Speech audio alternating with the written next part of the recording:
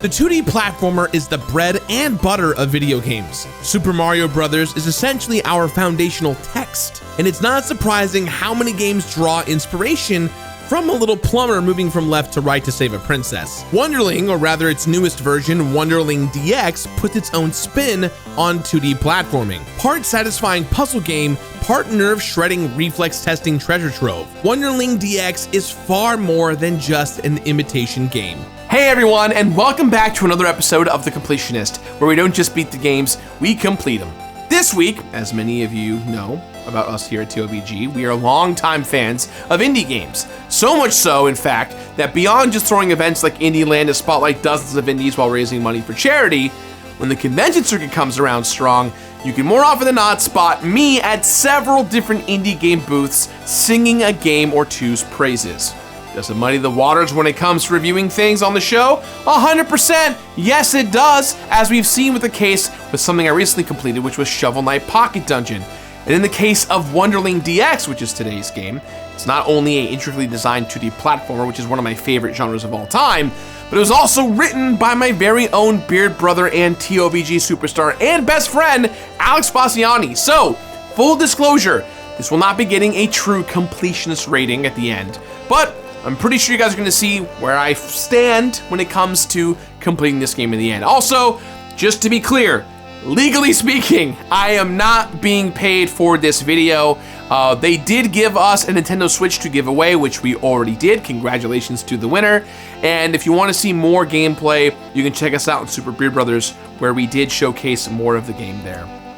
And I know you're all thinking, yes, Elden Ring is coming. Just a little more time. With that said, let's begin. Yes! All glory goes to the winner!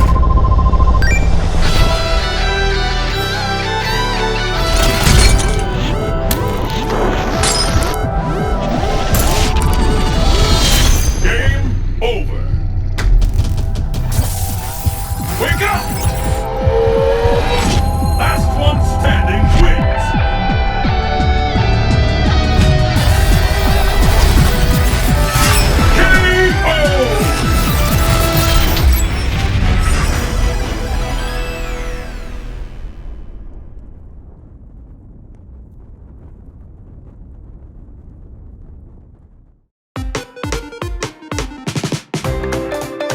I don't envy anyone trying to develop a 2D platformer. It's super hard. Nintendo has had a lock on this type of game since they invented it practically, and it is almost impossible to talk about any game of this type without making direct comparisons. But Wunderling, or rather the original pronunciation, which is Wunderling, but I'm going to say Wunderling because it's much easier for me, manages to emerge as very much its own thing. Its unique mechanics and meta story set it apart from the crowd. Right from the start, Wunderling pulls a bait and switch on the player. In the intro level, players control Carrot Man, a walking, talking carrot with attitude. He's a mascot, a guy who wouldn't feel out of place in an EGM ad from the late 90s. But after a screen or two of just running and jumping and stomping on goons, the player stops controlling Carrot Man. After the intervention of the green mini kohlrabi, with a little help from the video camera touting cow, the player takes control of our nameless little minion lookalike. Instead of playing as the obvious hero guy, players instead step into the shoes of the lowliest enemy of all, those little dudes who patrol back and forth in any 2D game.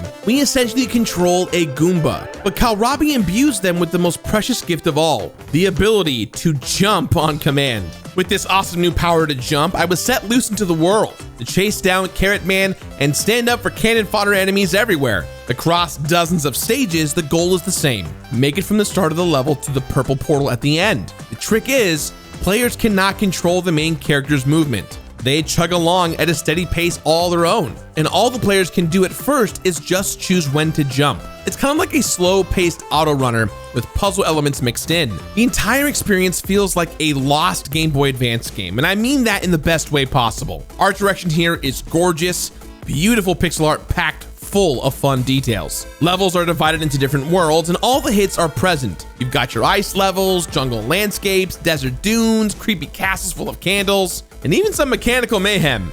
These themed areas feel like love letters to the genre. If you've played a Mario or Sonic title, you'll definitely recognize some of the decor. And yet, one of the most impressive things about Wunderling is that it never feels derivative. The lamp shading in the script and commentary by NPCs feels fun, and yeah, it did make me laugh a lot. Possibly this is because I can certainly feel Alex's humor shining through the writing. Every time the royal racing cow Dash showed up to deliver some dialogue or make a snarky comment, I would chuckle to myself. Look at this cutie, blusha blusha. Same with the player character too, who is just the perfect blend of ugly and cute. I do want to squeeze the heck out of him, or squash the heck out of him. And the music is perfectly relaxing, exactly matching the vibe of everything going on, especially in earlier levels where the platforming mechanics are less complex. Background music helped me focus in and cruise right along. Wunderling, at least at first, is an extremely chilled out experience. The game both indulges in and subverts the tropes of 2D platformers. Every level is packed full of different collectibles, and every one of them is beneficial either aesthetically or mechanically. The most common collectible are yellow flowers. Every level has them, sometimes a few dozen, sometimes a couple hundred. Flowers give our little hero a tiny bit of stamina, so you have to pick them up constantly or else you'll run out of life and be sent back to the start of the level or the most recent checkpoint. It feels really, really good to play, and I am a connoisseur of this kind of game. Now, the blooms are the most obvious collectible, but are far from the only one. Every level has a costume piece to find that alters the player character's appearance, and every world also has a hidden cassette tape that would unlock a piece of the soundtrack. And hidden in every world are 3 secret exits, green portals that lead to even tougher levels within that world. Reaching hidden collectibles and exits requires out-of-the-box thinking and experimentation, something that you might not expect by just taking Wunderling at face value. And the brand new free DX updates adds even more to the experience, giving players more to do. For the last 2 years, ever since the game was first released, the devs have teased even secreter exits in the form of golden portals. These mysterious golden sparkly circles are extremely well hidden, almost impossible to find if you aren't trying to push the boundaries of this game as far as they can go. And even if players were able to make it to their locations, they don't actually do anything or lead anywhere at first. Only those who beat the game and then go above and beyond will see the true purpose of the golden gateway portals. Because of course, there are 2 different kinds of people who will play Wunderling. Those who just want to make it to the final stage, and those who are secret hunters and completionists. For me and for everyone else who loves to get the most out of a game, there is plenty in Wunderling to satisfy. Occasionally frustrating, but always fun. Wunderling DX genuinely surpassed my expectations, regardless of the fact that my best friend did in fact write this game. Wunderling DX is the rare game where easy to learn, tough to master stays true for the entire completion experience. Even in earlier levels, I had to have quick reflexes and a sharp eye to earn everything in front of me. Wunderling manages to take a simple mechanic as far as it can possibly go and keeps feeling rewarding throughout, which is saying a lot because there is a surprising amount to do. So there are 7 worlds to complete with 15 levels in each. Some levels are short and sweet, featuring more or less a straight shot to the end. Every level has different numbers of yellow flower blooms to collect, and from a very early stage, Wunderling makes it clear that it is impossible to complete most levels in one playthrough. This can be as simple as there being 2 diverging paths with flowers to collect on each one. The game does a fantastic job tutorializing this concept and incentivizes multiple playthroughs by making secrets feel tantalizingly out of reach. 2D platformer fans know that secrets can be anywhere, even in early levels. Think secret exits in Super Mario World. I think Wunderling strikes a great balance between letting players know there are still secrets to uncover and withholding information for the sake of a fun Easter egg. On the level select screen, I always knew how many flowers I still had to collect, whether or not I had found the stage's hidden costume piece, and if there was a cassette tape or green portal to find. And for the 3 green portal stages in every world, same deal. I always knew how many collectibles I had left to find by just hitting pause. Flowers must simply be walked over once and are then counted as found. Even if I died and had to restart the level, whatever flowers I had collected are clearly marked as open. On the other hand, cassettes and costume pieces must be taken across the finish line in each stage. This becomes kind of a 2-part deal, right? Part 1 is learning how to reach the hidden collectible, and part 2 is bringing it home. Whether through a green portal or the standard purple portal exit, I couldn't just find the hidden tape or costume chest, and then quit back to the level select screen. Because I've played a ton of games in this style, I always had a good idea of where to poke and prod for secrets. Player character reverses walking direction when they hit a wall. So many secrets required me to simply be facing the other direction to get where I needed to go. Others are much more convoluted to come across, requiring me to use secret mechanics in really fun and unusual ways. And as I progressed through the story by completing levels and unlocking additional worlds, I learned different ways to move. The way Wunderling sticks to its core mechanic and still introduces new ways to interact with the world is wonderful. A wall jump might not seem revolutionary, but in the context of the player's movement throughout the game, it becomes so. Imagine a Goomba can suddenly do boosting and jumping off of walls. That's one terrifying Goomba. Same with the turbo boost and the air dash. Movement might feel reminiscent of Celeste or any given Mario title, but the added wrinkle of not being able to control the direction I'm facing meant I had to always be thinking one step ahead. This game does a fantastic job of telegraphing what you can and cannot do as a player. With a little trial and error, okay, a lot of trial and error, I found out what different techniques let me do and how they would help me find collectibles. The turbo speed let me do a long jump. The air dash let me boost through certain blocks. Aside from movement techniques, there are environmental hazards to navigate as well. Things like spikes that instantly kill you,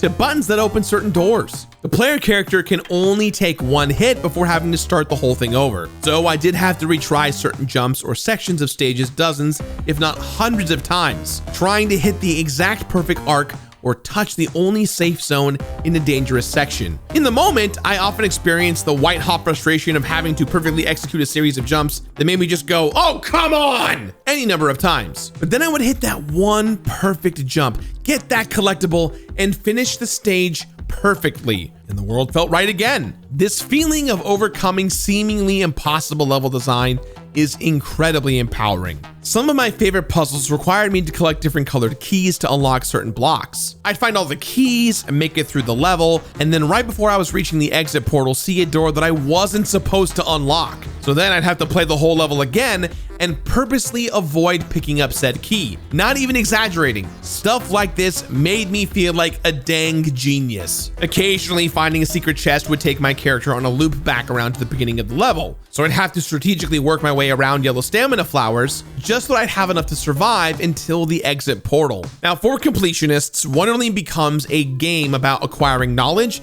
and learning what to do with it. Once you master all the movement techniques, you have to learn how they interact with different environments. So for example, doing an air dash into a non-breakable wall causes our little goon here to bounce off of that wall and fall almost straight down without reversing direction. This becomes a crucial move to reach several secret exits. I also became extremely aware of how momentum affects movement, particularly in the last few worlds. If you time boosts just right, you can reach walls and then kick off of them to go higher than ever before. Eventually, I had to combine several different techniques to reach the locations of all the collectibles. If you play a lot of games of this type, you'll probably have a sense of where secrets might be hiding. But even if you don't, you'll start to spot where they might be in this game. If you see a suspicious looking lack of spikes in the area, there's probably something down there. If you see an empty space right next to the starting area but happen to be facing the wrong way, you'll probably want to find a way to reverse directions and head back down there. Wunderling made me feel like I was really putting in the brain work coming to these conclusions. And the material rewards for secrets and collectibles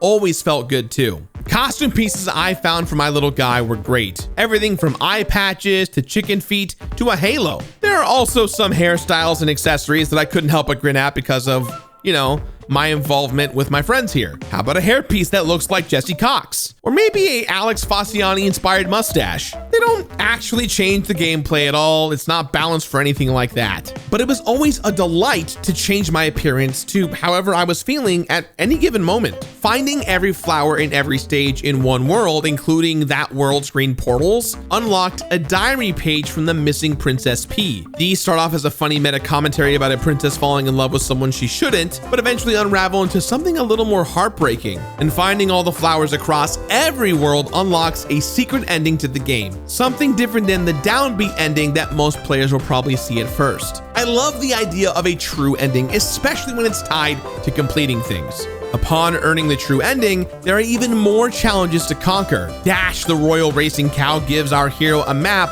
with the general locations of all of the hidden golden portals. That meant that they were now filled in, and I could interact with those portals to unlock even more levels with more additional costumes and flowers to find. But the maps still required me to find each hidden location themselves and execute the maneuvers I needed to escape. I only had these maps as clues, but now the rest was up to me. In some ways, the golden portals become the ultimate final exam for Wunderling. Finding them is a task unto itself, and then completing their unlocked corresponding world is a whole other thing entirely.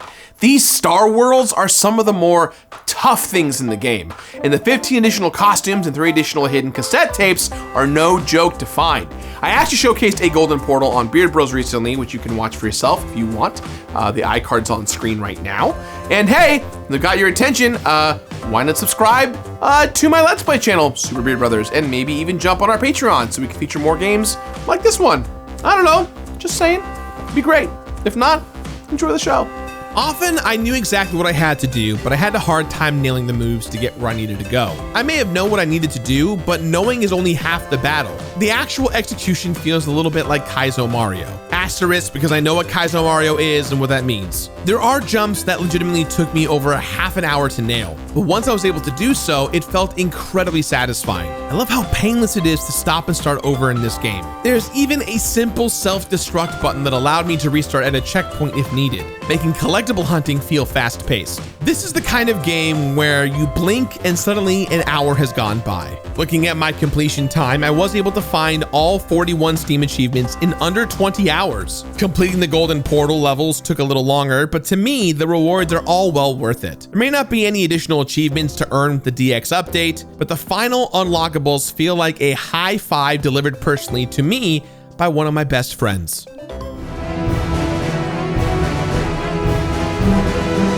Even though levels are short and sweet, I feel like I knew each of them personally by the time I completed Wunderling DX. Every secret exit and hidden wall became second nature. Re-entering levels was like riding a bike, and stuff that initially gave me trouble became very easy. And the final collectibles in the bonus star worlds are the perfect rewards. And I want to shout out an element of Wunderling that isn't a collectible, but is extremely awesome. This game is packed full of references to other games, not just costume pieces that references other content creators. Mother 3 with Frog in a car. They're here and essential for solving literal several puzzles. There's a blue hedgehog. Absolutely, even if it doesn't exactly run fast. Alwa from 2020 Indie Gems Alwa's Legacy, creating a block to push down a button to open a door for me. Hell yeah. Little touches like this show that the makers of Wunderling knew that they aren't creating things in a vacuum. I love when a game very clearly communicates that I got all of the things, and Wunderling is no exception. On the main menu, everything's laid bare. 141 levels completed by collecting all the flowers, 141 portals traveled through, 18 cassette tapes found. I unlocked all 8 diary pages that tell the surprisingly tragic tale of the Princess Pea, but the real bonus are the unlockable costumes. 36 hats, 25 pieces of eyewear, 31 accessories, 24 torso covers, 13 feet options, and 16 colorful skins, including one that is literally just Garfield. There you go, Sean. All told, I spent just over 20 hours carefully scouring every level for all of the secrets. Some I was able to complete on my first try, some required dozens of playthroughs where I tried to smash my character through every available surface. Because I was completing this game right around when the DX update dropped, there haven't been any online guides for the golden portals yet. There were 3 costume pieces locked in chests that I had a hard time finding, so I have to give a shout out to my longtime thumbnail artist and Wunderling fan Sean, aka Jetpack Braggin, for helping me find them. He actually completed this game before I did and gave me just the information I needed to help get this video out on time. Thanks, Sean. One of the coolest things about my career in the last decade or so has been the fact that I have been able to make an impact. That's all I ever wanted, right? If someone said, Gerard, what was the one thing you wanted to do? The thing I would say time and time again is make a difference and make an impact. I'm friends with celebrities, I'm friends with developers, I'm friends with musicians. I'm really lucky for the life that I've lived. Hell, I'm on G4 as one of the main hosts and producers of XPlay. But one of the coolest things ever is the fact that I've been able to make a difference to some degree. In Wunderling, there's Faciane's facial hair and there's the Jesse Cox special. But the big completion bonus of it all is the completion beard. It's exactly what it sounds like. If you find everything else in this game, you unlock this special costume accessory that's my big old beard. It's an incredible compliment to see a little bit of yourself in a game. So hats off to Bitwave, and of course my best friend Alex Faciane for putting a little completionist into this platformer.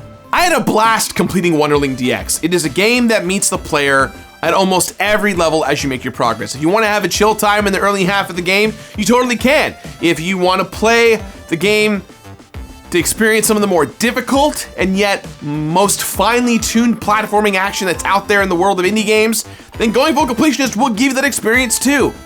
There really is something for everyone here. That said, as you know, I am too legitimately close to the situation to be unbiased here.